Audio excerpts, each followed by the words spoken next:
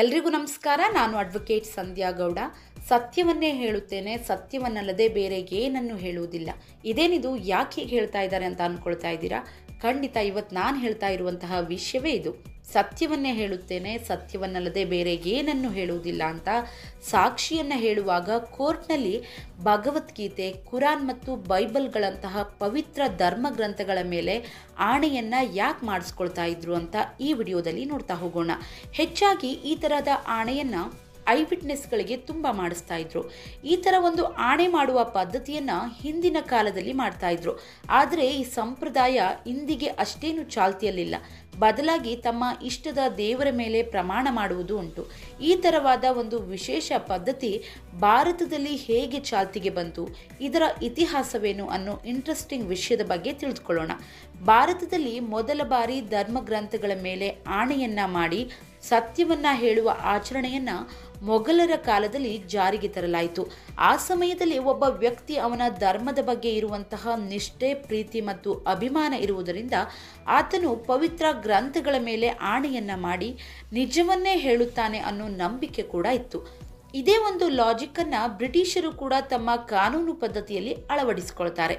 ಇದಕ್ಕಾಗಿ ಬ್ರಿಟಿಷರು 1873ರಲ್ಲಿ ಇಂಡಿಯನ್ ಓತ್ ಆಕ್ಟ್ ಅನ್ನು ಜಾರಿಗೆ ತರ್ತಾರೆ. ತದನಂತರ ಇದನ್ನು ಪ್ರತಿಯೊಂದು ಭಾರತದ ನ್ಯಾಯಾಲಯದಲ್ಲೂ ಕೂಡ ಪಾಲಿಸಲಾಗುತ್ತೆ. ಈ ಒಂದು ಕಾನೂನನ್ನು ಸ್ವಾತಂತ್ರ್ಯ ನಂತರವೂ ಕೂಡ ತುಂಬ ದಿನಗಳವರೆಗೆ ಪಾಲಿಸಲಾಯಿತು.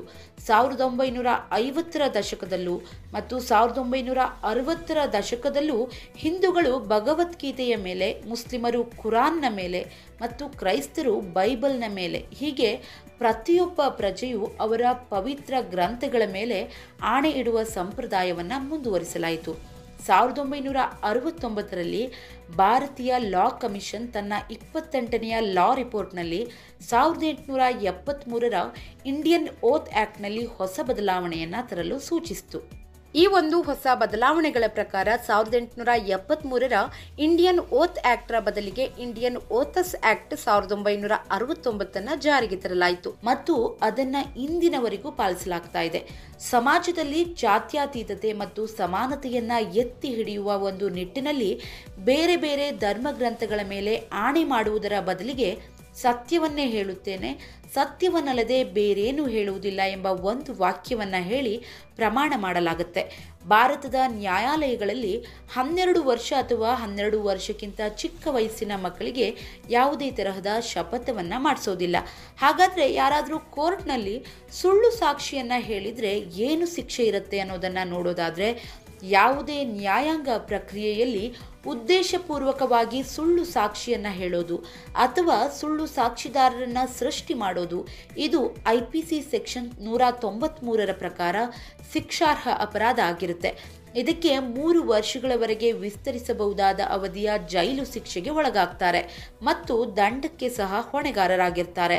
ಮತ್ತು ನ್ಯಾಯಾಂಗ ಪ್ರಕ್ರಿಯೆಯ ಯಾವುದೇ ಹಂತದಲ್ಲಿ ಸುಳ್ಳು ಪುರಾವೆಗಳನ್ನು ನಿರ್ಮಿಸಿದರೆ ಅವರು 7 ವರ್ಷದವರೆಗೆ ವಿಸ್ತರಿಸಬಹುದಾದ ಜೈಲು ಶಿಕ್ಷೆಗೆ ಗುರಿಯಾಗ್ತಾರೆ ಮತ್ತು ದಂಡಕ್ಕೆ ಸಹ ಹೊಣೆಗಾರರಾಗಿರ್ತಾರೆ.